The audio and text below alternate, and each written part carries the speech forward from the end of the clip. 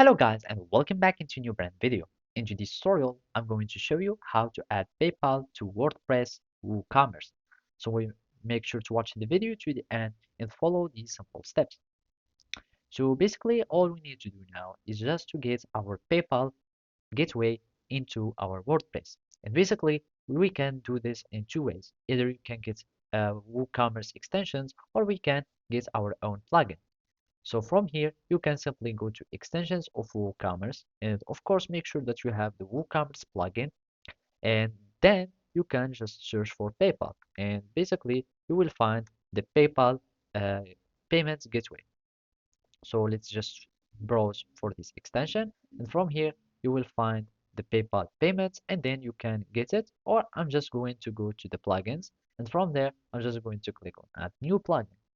Then we want just to search for our uh, plugin, which is, let's just upload the plugin or just search for our plugin. So I'm just going to type PayPal and basically it will get us something for WooCommerce.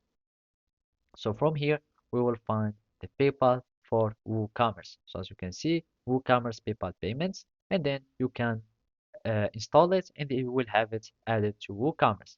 Now we will need to set it up. So basically we need to go to settings, WooCommerce, then go to payments.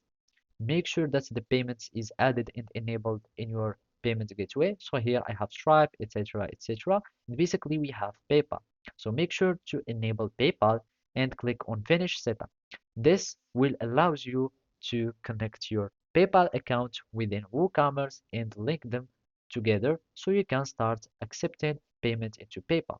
So as you can see here, now you will enable PayPal payments, etc. And of course, you will need to activate PayPal.